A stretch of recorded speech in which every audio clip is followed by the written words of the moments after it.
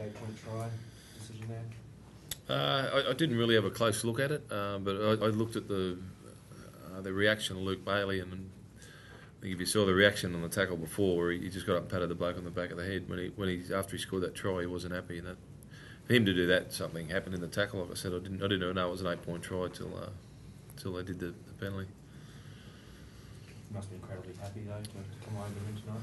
Yeah, that was a very courageous effort. A lot of injuries in the course of the game, and guys that battled on for big minutes with injuries, and guys playing out of position, and against a really quality side like the Broncos, and they were here to play. They thought they didn't do nothing that I don't think that we didn't expect, but they're very good at it, and they kept playing right to the whistle.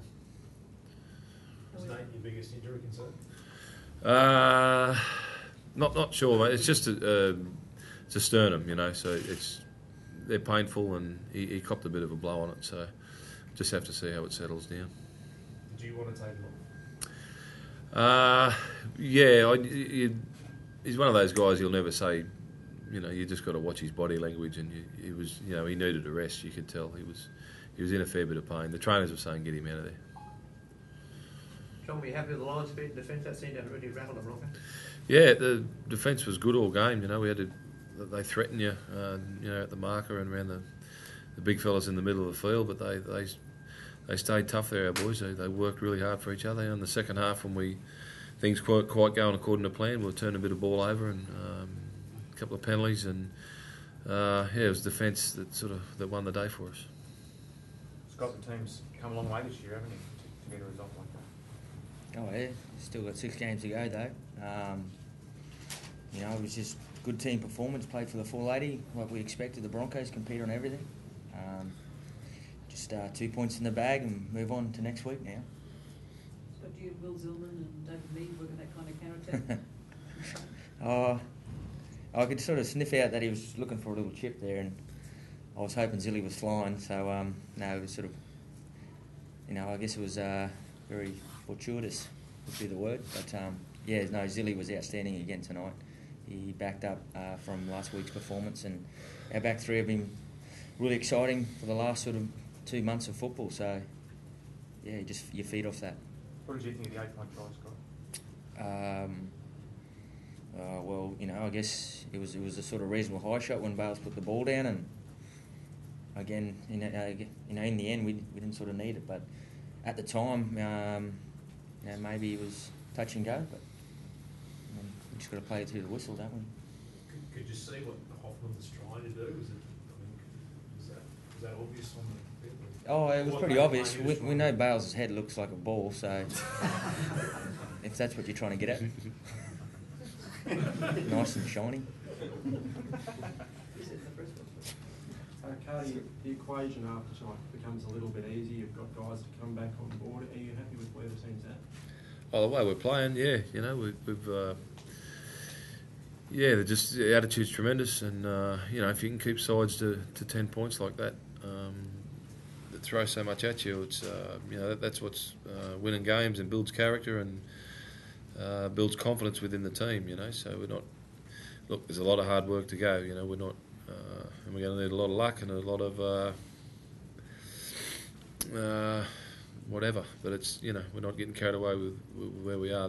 But we'll enjoy tonight. That's for sure. And then Birdie and Harrow back, that'll really add to it.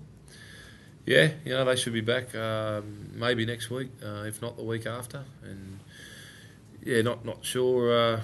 What there's so many sides got to play each other. So we're not even sort of contemplating that at the moment. Just don't want to this sort of feeling to end. Whatever you got that feeling that's in that dressing room at the moment.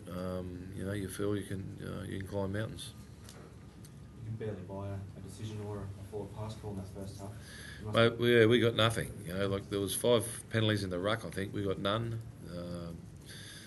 We got a penalty for a guy getting dropped on his head. That was it. I forgot to talk to the ref too. Did you? Yeah. Sorry. Was that I know Dougie will probably try and claim it as a set move, but was that some sort of a set play there? Yeah, we work on that during the week, and I think it's like an in-house joke that we haven't scored off it yet. So it's good to see the old fellow give it a try. Yeah, we got one. John, you said there was a a few injuries. What are some of the other ones? Well, you got Miles with his sternum. You have to help me out. Who else came off? Mark Minicello. Steve Michaels got a bad knock on the head. He thought he was still in Canberra. Mark Minicello was battled to the end of the game. Ankle, was it? Just he's got ice on him. Yeah, I'm not sure where yet. I'll have to talk to the doc. But, yeah, there was just a lot of cramping. You know, it was just one of those nights. That set play off the scrum, I think you called it Princey, where Caesar put the grubber through and they got possessions straight away. Is that something you like to see, or was it a bit of a bang your head on the glass? Well, I loved it. You know, I thought it showed them that we had no fear. You know, we that was on the back of a lot of work, you know, defensive work, and we got a turnover, and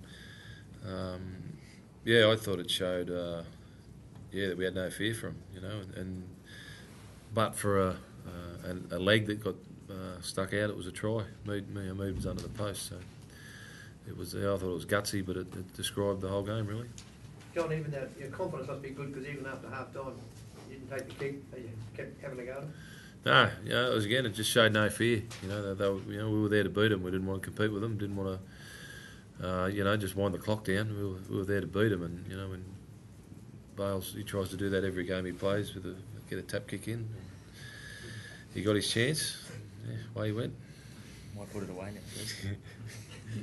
New plans. Through the week, you had some pretty strong comments about the rivalry and about Big Brother, and that how satisfying is it to knock them off? It's it's a lot of that sort of does get taken a little bit out of context, but it is. It's a big occasion for us. You know, we haven't got much of a record against the Broncos, and you know they've. We sort of, I suppose, we live in their shadow a little bit. So to be able to do that to both grades to them tonight was it was very pleasing. Just on Bailey, you surprised at how well he's come back from that injury? Yeah, he just gets better and better and better and better with age. You know, he's a freak. Like you wind him up and he just keeps going till he drops. And it takes a lot for him to drop. You seen someone chase kicks like that before? Not a front rower, no. He just realises the importance of those things. You know, not only to the play, to that moment, but also to the to what it does for the rest of the team. You know, it's very rare. John, you're beating the Dogs, the Bronx, and Manly. Do you just have no fear now for anyone else in the competition that you think you can mount something? Yeah, I sort of said it all along, you know, and the players, they buy into it as well. They know, we were, like to use excuses for when you lose, but losing can dent your confidence more than anything, and that makes it harder to win the next week. And I thought a lot of things went against us in some of those tight games, but I didn't even realise we'd done that until you said it. But it's they're all the sides that are at the top of the competition, but we've got a really tough run in. We've got to play a lot of sides above us, so every week's going to be a test. Thank you.